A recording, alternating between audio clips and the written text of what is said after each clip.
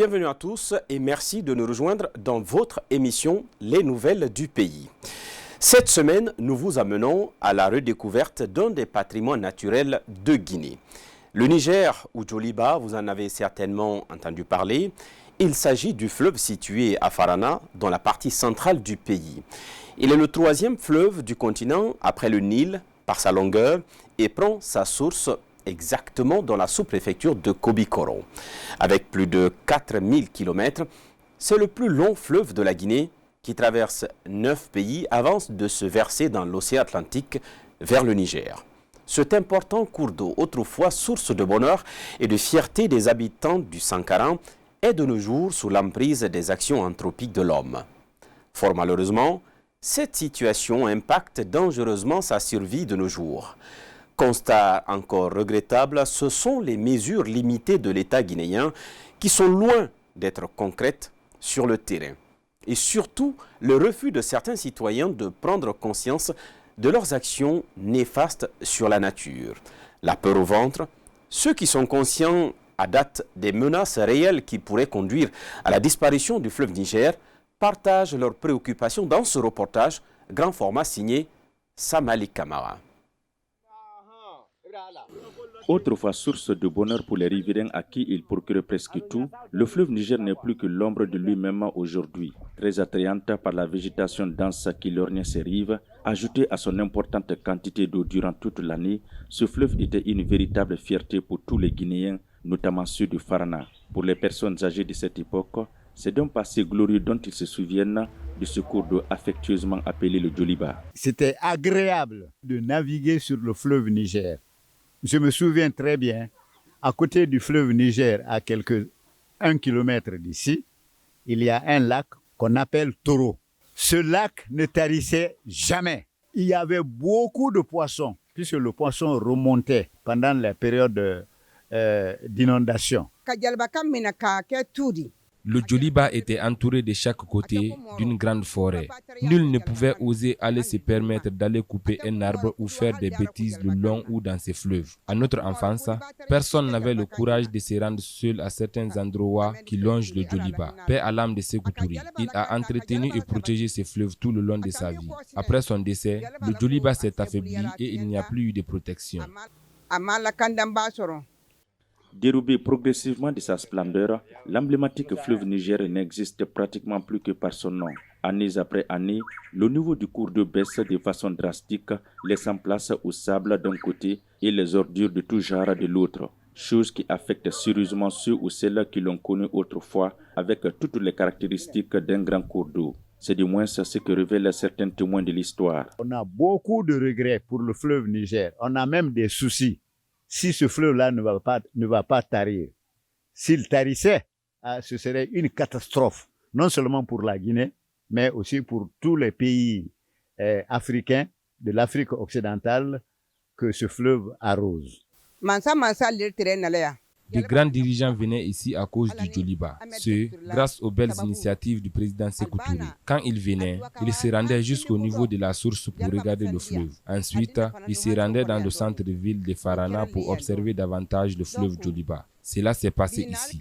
De nos jours, ce patrimoine sous-régional est de plus en plus menacé de disparition, tant l'impact des actions anthropiques de l'homme sur l'environnement est fréquent et grandissant. Les conséquences ne disent pas non plus leur nom.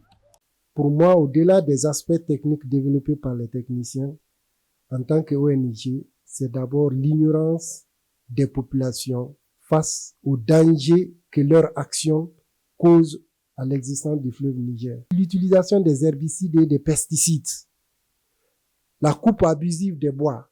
Vous avez l'inondation et c'est ce qui amène la famine. Maintenant, autre conséquence, il y a aussi le changement, le réchauffement climatique. Il y a une intense chaleur, ça ne cache pas. À un moment donné de l'année, il y a un manque d'eau. Parce que le niveau d'eau baisse dans le lit du fleuve Niger et la société ne parvient pas à ravitailler, à alimenter correctement les robinets pour satisfaire les besoins de la population. Pourtant, des efforts semblent être menés de temps en autre pour assurer la survie de cet important cours d'eau. Des efforts qui sont à peine visibles sur le terrain et ont d'ailleurs peu d'impact sur l'objectif visé. Il y a eu un reboisement intense de 375 hectares autour du fleuve dans les districts environnant le fleuve Niger. Il y a 5 ans de ça. Et il y a eu fruit parce que ces arbres-là commencent déjà à faire la verdure dans certains districts. Ensuite, on a aménagé près de 180 hectares dans la préfecture du Farana.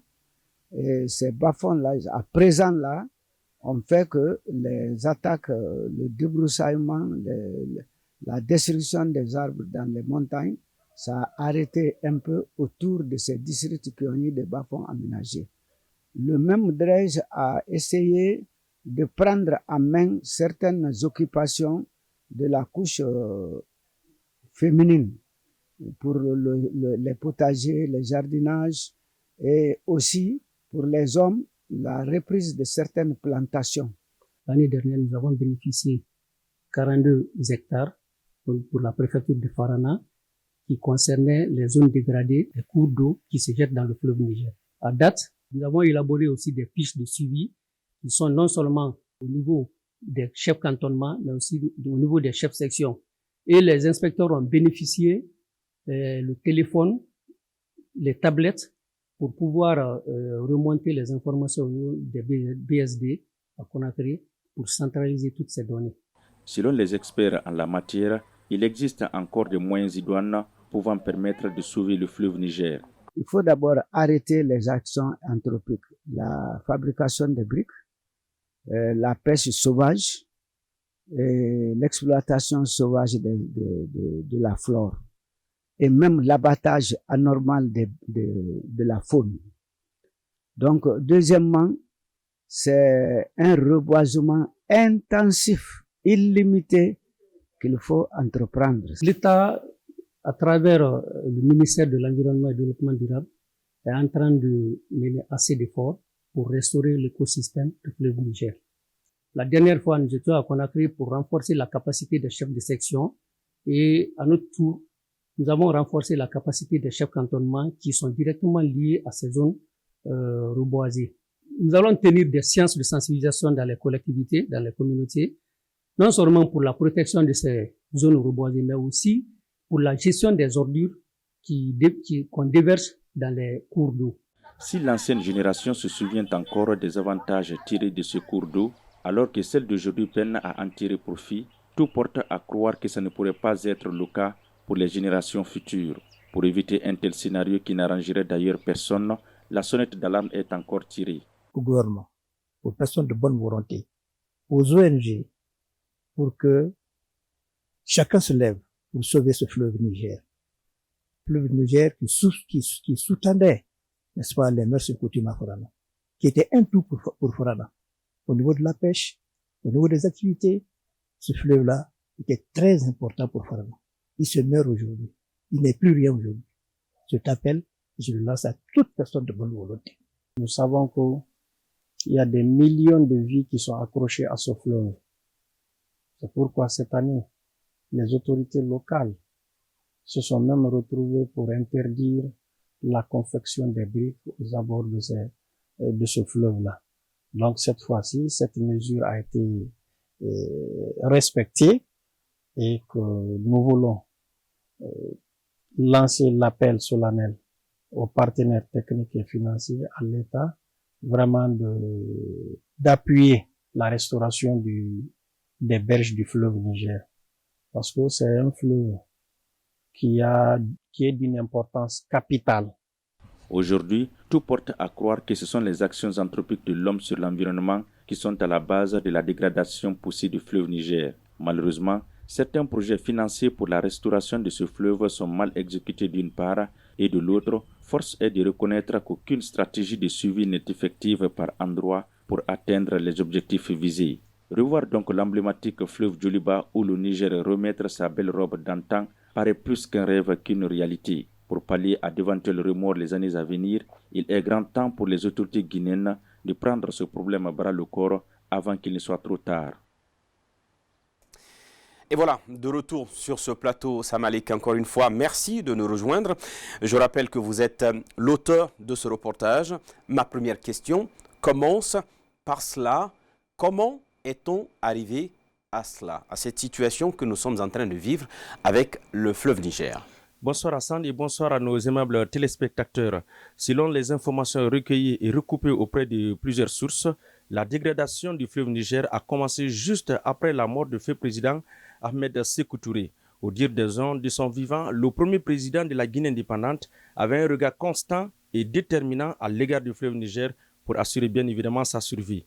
Malheureusement, dès après sa disparition brusque survenue en 1984, il n'y a plus eu de politique réelle visant à protéger ce patrimoine sous-régional affectueusement appelé le Djeliba en langue du terroir. Et oui, on le comprend, mais surtout aujourd'hui, quels sont ces facteurs qui impactent donc négativement la survie du fleuve Niger sur place? Eh bien, au dire des spécialistes à la matière que nous avons eu à côtoyer et selon le constat fait par notre équipe de reportage sur le terrain, il y a le déboisement abusif le long du fleuve, aussi la fabrication des briques en terre battue, sans oublier l'incivisme des citoyens qui jettent leurs ordures près du fleuve, les feux de brousse, sans oublier le remblage des côtes du cours d'eau. Certaines formes de pêche artisanale aussi impactent bien évidemment la survie de ce cours d'eau. Eh bien, d'autres facteurs impactent sérieusement la vie du fleuve Niger que nous n'avons pas évoqué bien évidemment dans ce reportage. Sam Malik, on l'a entendu à un moment dans ce reportage, la responsabilité de l'État est aussi engagée à ce niveau. Sur le terrain, qu'est-ce qui est fait par l'autorité publique pour pouvoir mettre fin à cette situation? Je dirais pour certains oui, d'autres par contre non. Parmi ceux ou celles qui sont conscients de cette situation déplorable figure en bonne place El Hadj Douti Ben Oulari, patriarche de Farana, qui, lors de la réalisation de ce reportage, nous a encore fait part d'autres conséquences, notamment celles liées à l'aspect socio-culturel de cette préfecture. Je vous invite d'ailleurs à l'écouter. Cette mare représente franchement tout pour notre famille, tout pour Farana. Cette mare est le ramassé de notre histoire. On ne peut pas se projeter dans le futur sans avoir une connaissance exacte de son passé. Notre passé, nous, c'est cette mare-là. Elle raconte tout. On a quitté Yerowa, on est venu ici. Notre grand-père a fondé ici. Sans cette mare-là, notre grand-père, tout ce qu'il a fait, ils ont fait des offrandes. Si on veut vraiment rendre un service vibrant à Farana aujourd'hui, c'est s'occuper de cette mare-là. C'est pourquoi je lance cet appel pressant pour que Toro soit réhabilité. Merci encore une fois, Sam Malik, pour toutes ces précisions. Je rappelle que vous êtes donc l'auteur de ce reportage et directeur régional de Joma Media sur place à Farana. Et voilà, mesdames et messieurs, c'est la fin de cette émission des nouvelles du pays. Je vous donne rendez-vous très prochainement pour une nouvelle émission et toujours à la découverte de ce qui fait l'actualité dans nos régions. N'oubliez pas que vous pouvez suivre cette émission à travers nos réseaux sociaux, mais surtout notre page www.jomatv.com. À très vite.